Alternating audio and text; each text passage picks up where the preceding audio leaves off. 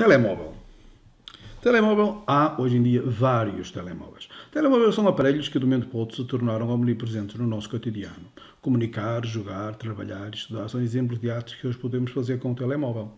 Contudo, a exploração e transformação de recursos naturais necessários à sua construção origina enormes impactos ambientais. Como minimizar os impactos ambientais resultantes da exploração e transformação de recursos naturais é um enorme desafio para o qual todos somos necessários. É disto que hoje tratam os 5 minutos de ciências. Usemos então o Google para tentar perceber quais os recursos naturais presentes num telemóvel. E a pesquisa debita vários sites e comecemos já pelo primeiro. E este primeiro o que é que nos diz? O horticulista Sérgio Esperancinha, geólogo, num artigo de abril de 2019, diz-nos que o teu smartphone tem o planeta dentro. E baseia esta afirmação dizendo que todos os produtos que tu usas, e sem exceção, acarretam algum tipo de impacto sobre o planeta. Mas não responde concretamente a quais os produtos que existem em torno do telemóvel e por isso vamos a um outro site que nos diz, este é o site Android Geek, e este artigo de André Gonçalves de fevereiro de 2020 diz-nos que, de acordo com a estatística, os materiais mais utilizados na construção de um smartphone são o silício, o plástico, o ferro, o alumínio, o cobre, o chumbo, o zinco, o estanho, o níquel e o bário. Não é aqui referido o lítio, mas o lítio é um dos principais componentes da bateria dos nossos telemóveis. E, segundo o Jornal de Notícias, neste artigo de janeiro de 2020, segundo investigadores australianos, dizem ter desenvolvido uma bateria capaz de manter um telemóvel carregado durante 5 dias ou mover um carro elétrico durante 1000 km. Temos então que o lítio é hoje em dia um produto usado nas baterias de telemóveis e a perspectiva é de que o venha a ser com ainda mais sucesso e dando mais autonomia aos aparelhos que recorrem a baterias. E aparelhos que recorrem a baterias são cada vez mais. Temos o caso dos smartphones ou dos telemóveis, o caso dos automóveis, mas cada vez mais equipamentos, quer domésticos, quer industriais, recorrem a baterias para proporcionarem um uso mais fácil. E surge então a grande pergunta, se estas baterias recorrem a lítio, como é que obtemos o lítio? Vamos ver o que nos diz a National Geographic. Este artigo da National Geographic Portugal diz-nos que, e intitulado O lítio pode ser a energia do futuro e a abundância em Portugal, diz-nos que o lítio, que é obtido através das explorações a céu aberto e em que o lítio surge em filões de mica litinífera e que aparecem como riscos brancos aqui nesta rocha. E são estes riscos que aqui estão. Temos então o lítio que se obtém em explorações a céu aberto. Qual o problema das explorações a céu aberto? É um problema de agressão paisagística, ou seja, a paisagem é destruída porque a mina a céu aberto destrói toda a cobertura vegetal. Ao destruir toda a cobertura vegetal, também temos já desde logo o impacto, ou seja, quando, por exemplo, chove, a cobertura vegetal não amortece a força das chuvas, mas esta faz sentir diretamente sobre as vertentes e vai arrastando para o fundo todos estes materiais, correndo o risco de provocar aqui, no fundo, este acúmulo de resíduos que correm o risco de, por exemplo, contaminar lençóis freáticos.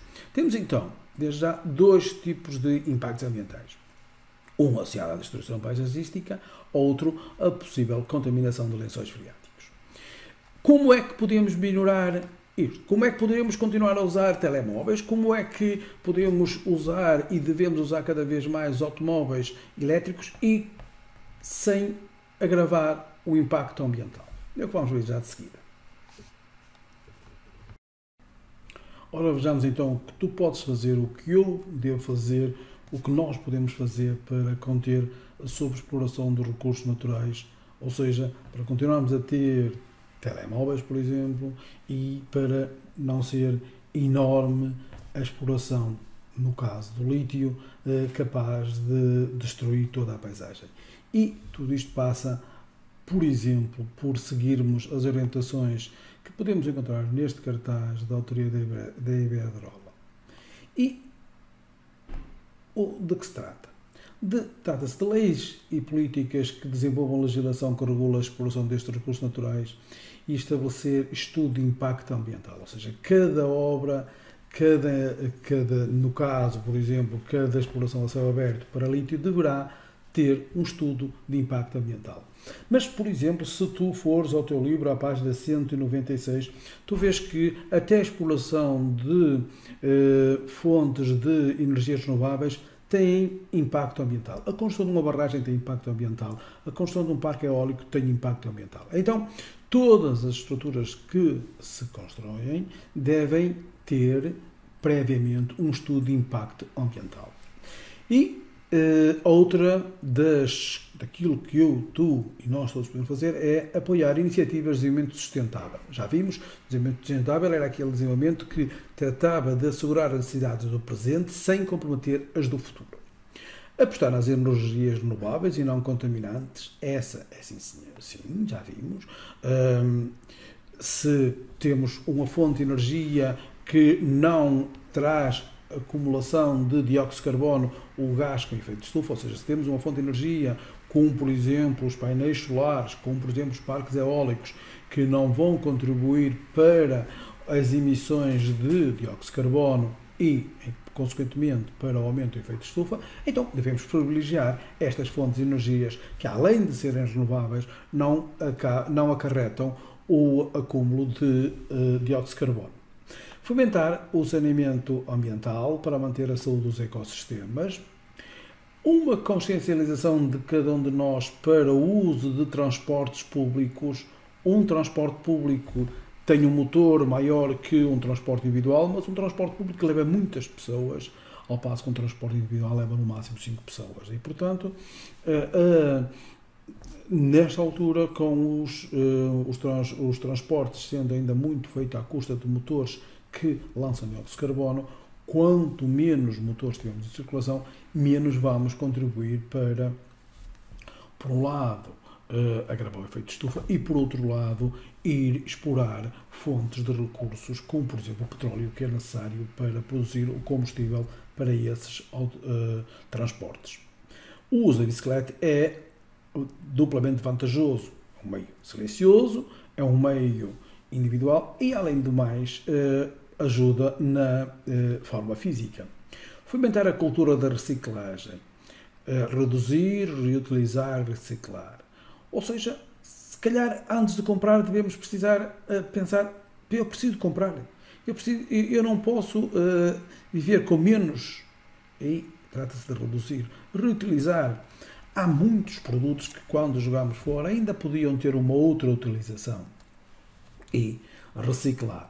Se nós separarmos, nós vamos poder colocar a nossa embalagem no ecoponto respectivo e ela vai entrar numa linha de reciclagem e vamos ter ou depois um outro produto novo, mas que não obrigou a ir explorar recursos naturais, porque se promoveu a reciclagem.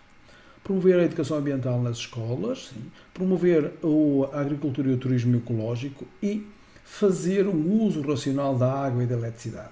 O uso racional da água e da eletricidade, por exemplo, se fores à página 197 do teu manual, tu vês que cá em Portugal foi proibida a venda de lâmpadas incandescentes.